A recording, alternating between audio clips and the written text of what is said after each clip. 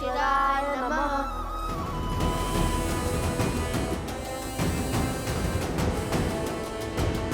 नदी की ओर चलिए।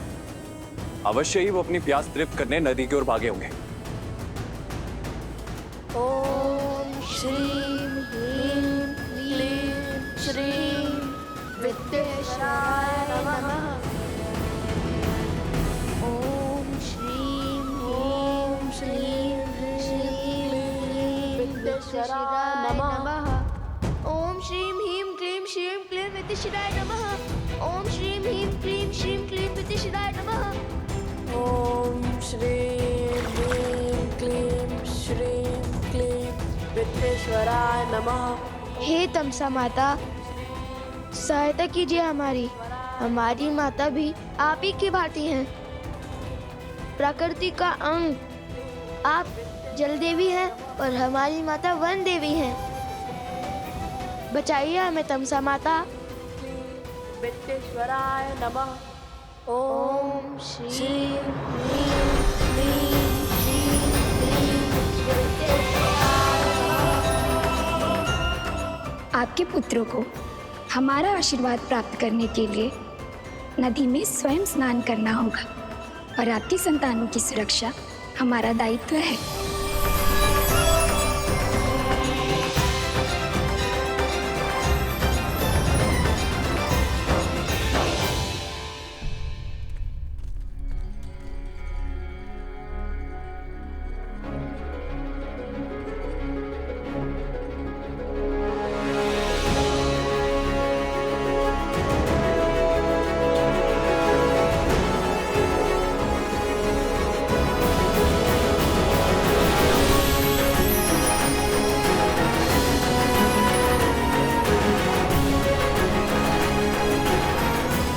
भैया देखिए,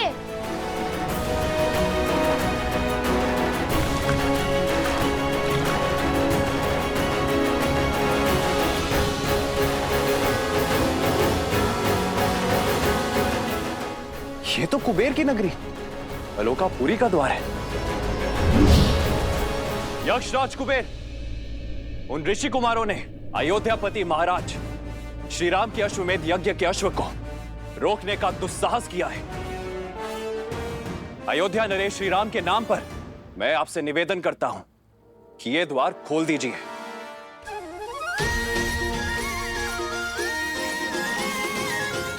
ये तो अवश्य ही यक्षराज कुबेर की नगरी आलोकपुरी लगती है। ठीक वैसा ही है ना, जैसा हमारे गुरुवर ने पढ़ाया था।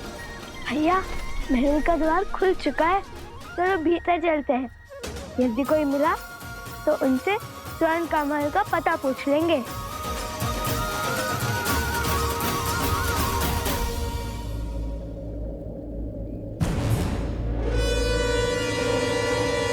सत्य कहते हैं भैया, भय बिन होए ना प्रीत।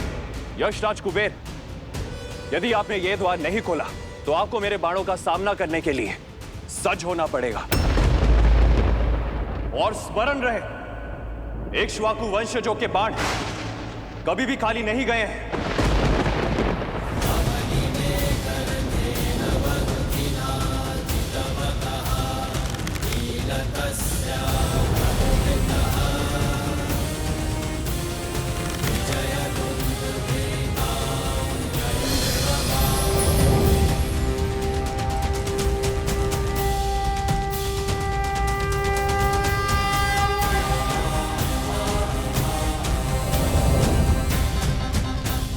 प्रणाम राजानुज शत्रुघ्न।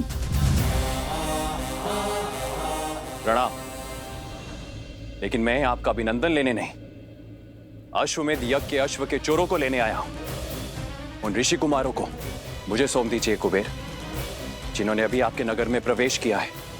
क्षमा करें, किंतु उनके साथ मैं विश्वासघात कैसे करूं?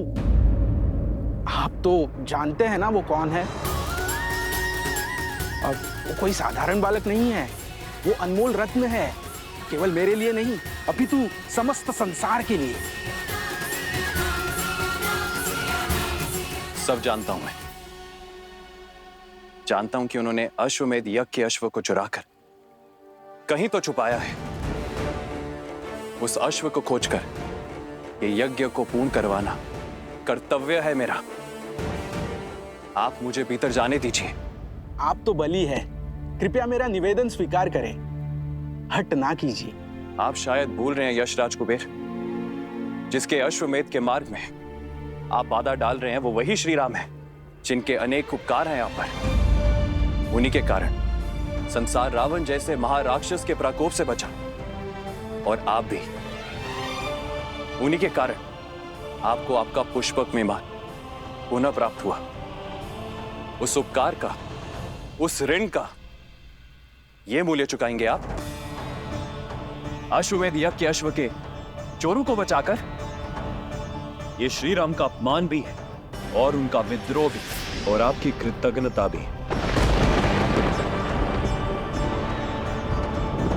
सब स्मरण है मुझे। कृपया आप मेरी दुविधा समझने का प्रयास तो कीजिए। मैं धर्म संकट में फंस गया हूं। मैं उन बालकों को आपको लौटा नहीं सकता। वे कोई साधारण बालक नहीं है। वो किसी वनदेवी या किसी ऋषि के पुत्र नहीं है। हो सकता है, किंतु धर्म संकट मेरे समक्ष भी है यशराज कुबेर। अनुजराज, धर्म संकट के कारण तो व्यक्ति को अपना धर्म स्पष्ट रूप से दिखाई देता है। यदि इस परिस्थिति में आप आलोकपुरी में प्रवेश करेंगे तो अश्वमेध यज्ञ के नियमानुसार जैसे ही आप भीतर आएंगे तो यह माना जाएगा कि आप आलोकपुरी पर आक्रमण कर रहे हैं। कृपा करें, मेरी विडंबना समझने का प्रयास करें।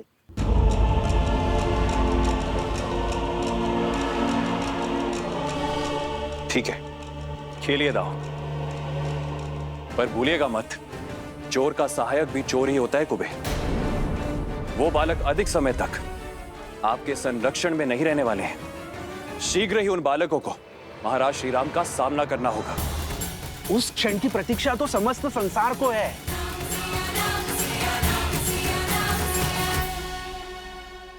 सहस्त्र मुख की माया यही जाने, न जाने कैसे कैसे दांव खेलता है ये। मेरा मन तो कहता है कि अभी इस अश्व को मारकर अपने प्रतिशोध की धधकती ज्वाला को बुझा लूं।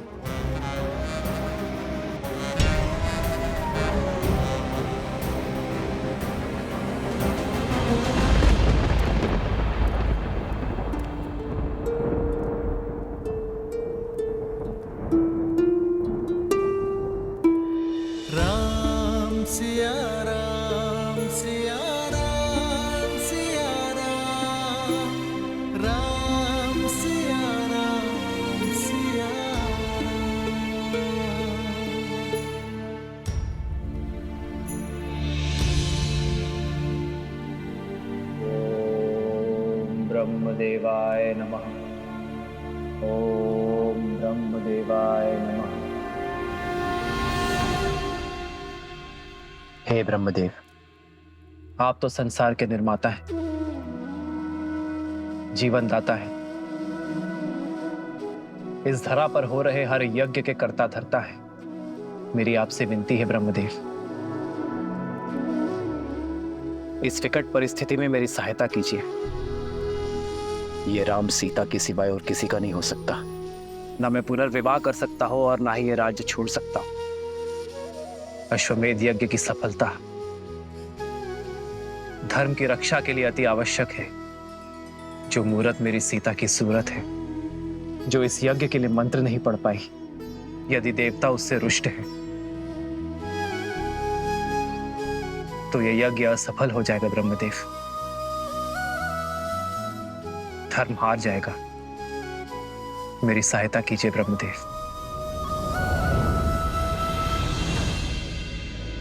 ओम ब्रह्मदेवाय नमः। ओम ब्रह्मदेवाय नमः। ओम ब्रह्मदेवाय नमः। ओम ब्रह्मदेवाय नमः। ओम ब्रह्मदेवाय नमः। ब्रह्मदेवाय नमः। महादेव, प्रणाम महादेव। प्रणाम देवी पार्वती। प्रणाम ब्रह्मदेव। समस्या विकट है। किंतु आपके अतिरिक्त किसी और के पास इस समस्या का कोई समाधान नहीं। ब्रह्मदेव, सृजन, जीवन और मृत्यु तीनों ही परस्पर जुड़े हुए हैं। जैसे ही सृजन का विचार आकार लेना आरंभ करता है, जीवन आरंभ हो जाता है। जैसे जैसे जीवन विकसित होता जाता है, मृत्यु का समय निकट आ जाता है और मृत्यु के आते ही एक नए सृजन का शंखनाद हो जाता है। परंतु अभी द्वापर और कलियुग आने में समय शेष है। ऐसे में यदि रामावतार ने इस युग में अपने कर्म पूरे नहीं किए तो द्वापर में राक्षसों और असुरों की शक्ति का प्रभाव बहुत अधिक बढ़ जाएगा। और यदि ऐसा हुआ ब्रह्मदेव, तो द्वापर युग का स्वरूप कलियुग जैसा होगा और स्वयं कलियुग का स्वरूप तो नरक से भी अधिक दुर्दांत और भीषण सिद्ध होगा। इसलिए यह अनिवार्य है कि त्रेता युग में नारायण का रामावतार अपने सभी उद्देश्य, अपने सभी कर्म सफलतापूर्वक पूर्ण करे। रही बात जीवन की रक्षा की, तो जीवन की रक्षा तो केवल सृजन अर्थात स्वयं ब्रह्म ही कर सकते हैं, मृत्यु नहीं। इसलिए हे ब्रह्मदेव, मेरे आराध्य नारायण की रक्षा केवल आप ही कर सकते हैं।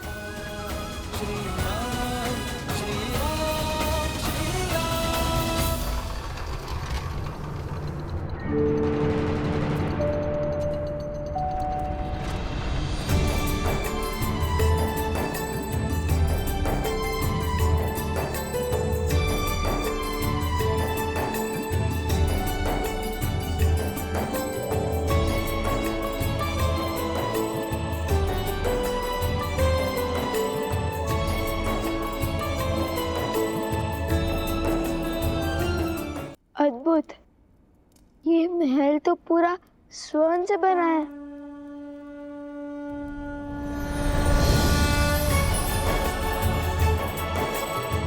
आइए आइए ऋषि कुमारों।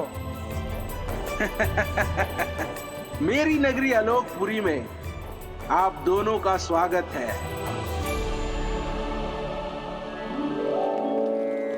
कहिए, किस प्रयोजन से आना हुआ? प्रणाम कुबेर देव। घर से तो माता सीता को खोजने का प्रण लेकर लिखने थे, किंतु भगवान वाल्मीकि के आदेश अनुसार पहले हमें हमारी माता वन देवी के लिए स्वर्ण कमल लेने जाना है। असंभव को संभव करने की शर्त रखी है भगवान वाल्मीकि ने आपके समक्ष। देखिए, हमें स्वर्ण कमल दे दीजिए। क्षमा करें, वो संभव नहीं है। मेरी बात मानिए कुमारों, आप आश्रम लौट जाइए और अपना जीवन तपस्या में लगाइए। कदाचित उचित समय आने पर आपको वो स्वर्ण कमल मिल जाएगा। सुनिए, त्रिकालदर्शी है भगवान वाल्मीकि। यदि उन्होंने हमें स्वर्ण कमल लाने के लिए कहा है तो वो हमारे माता सीता तक पहुंचने का मार्ग बनेंगे। विनती कर रहे हैं, दे दीजिए स्वर्ण कमल, अन्यथा बल से छीन लेंगे।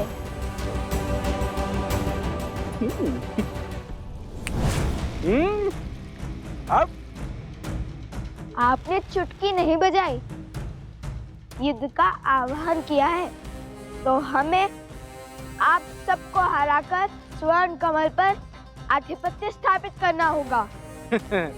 मैं सज्ज हूं।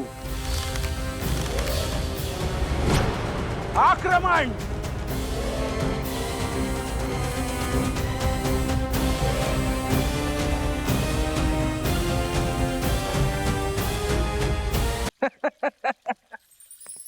असंभव को संभव करने की शर्त रखी है भगवान वाल्मीकि ने आपके समक्ष।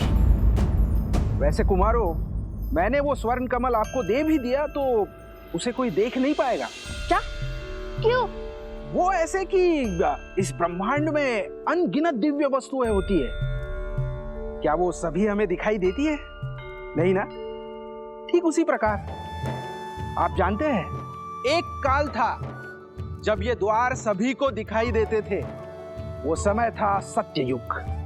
तब देव और मनुष्य वार्तालाप करते थे, किंतु आज की स्थिति में केवल मंत्रोच्चारण के पश्चात ही ये द्वार सामने आते हैं, जैसे आपके सामने आए। उसके पश्चात द्वापर युग में ये आलोकपुरी के द्वार पूर्ण रूप से अदृश्य हो जाएंगे और केवल सत्कर्म करने वाले व्यक्ति ही इस द्वार से भीतर आ पाएंगे, वो भी मृत्यु के पश्चात। और कलयुग में तो कोई भीतर आ भी नहीं पाएगा, मृत्यु के पश्चात भी नहीं। हाँ, केवल श्री विष्णु जी के या उनके अवतारों की पूजा करने वाले भक्त भीतर आ सकते हैं। और इस युग में आलोकपुरी की कोई वस्तु धरती पर दिखाई भी नहीं देगी। पुष्पक का क्या? हमने रामायण पढ़ी है, पुष्पक तो सबको दिखता है। पुष्पक की महिमा विशेष है। पुष्पक का निर्माण विश्वकर्मा ने धरती पर किया था और उसे यहाँ स्थान प्राप्त हुआ क्योंकि उसने प्रभु श्री राम की सेवा की थी। तो हम भी तो सबसे बड़े भक्त हैं श्री।